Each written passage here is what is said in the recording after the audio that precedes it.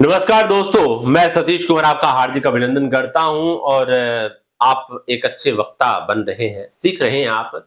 और इसमें क्या होता है कि एक कम्युनिकेशन का पार्ट रहता है, संवाद का। संवाद में उच्चारण का बहुत विशेष स्थान होता है। उच्चारण हमारा बहुत अच्छा होना चाहिए और मैं एक बार फिर कहूँगा कि उच्चारण अच्छा होना चाहिए। जो लोग प्रोफेशनल बनना चाहते हैं या जिनको एक कुशलता चाहिए।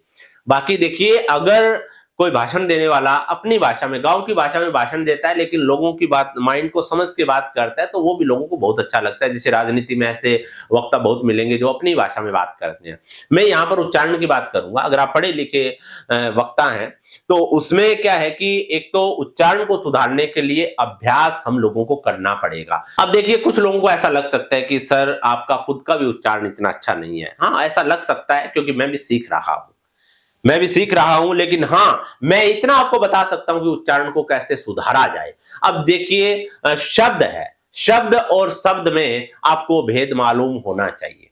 हालांकि कुछ एक ऐसे हमारे प्रांत हैं जहां पर श को स बोला जाता है, लेकिन अगर आप वक्ता हैं तो आपको श को श ही बोलना पड़ेगा।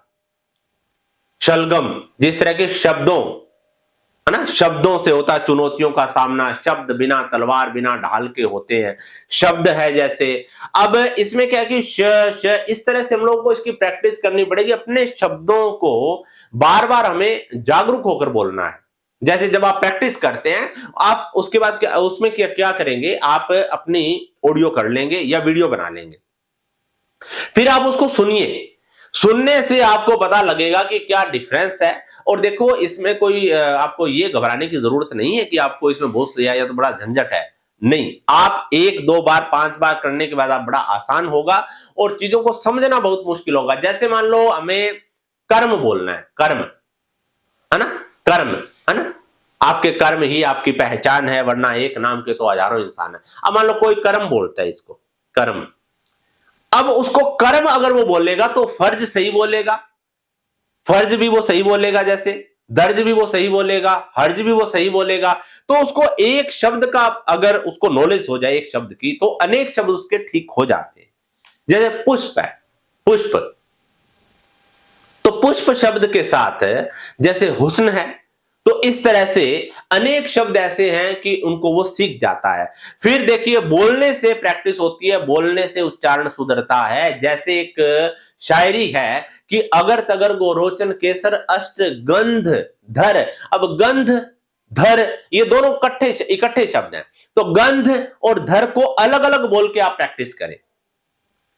देखो, वक्ता बनने के लिए भी उसूल हैं और उसके लिए भी मेहनत करनी पड़ती है कि अगर तगर गोरोचन केसर अष्ट गंध धर ध्यान करे, फिर उसको फास्ट करें। जैसे शुद्ध होता है, फिर सिंदूर तिलक मस्तक चंदन फल पुष्प पत्र प्रदान। अब देखो, फल पुष्प पत्र प्रदान, पुष्प पत्र प्रदान। अब इसको आपने अलग अलग प्रैक्टिस करेंगे ना, तब ये इसमें शुद्धता आएगी। फल पुष्प पत्र प्रदान करें। अब जीव को भी पता लगेगा, अटकेंगे आप, गलत भी होगा, लेकिन प्रैक्टिस आप करेंगे तो आप सीखेंगे। तो इसलिए अपने हर शब्द के प्रति जागरूक रहें, प्रैक्टिस करें और सबसे खास बात, ऑडियो करके उस ऑडियो को बार बार सुने, फिर दोबारा करें। तो इस तरह से आप सीख सकते हैं। और अगर आपको बेहतरीन कोर्स चाहिए पब्लिक स्पीकिंग का, मंच पर बोलने का, तो आप दिए गए मोबाइल नंबर पर संपर्क कर सकते हैं। धन्यवाद।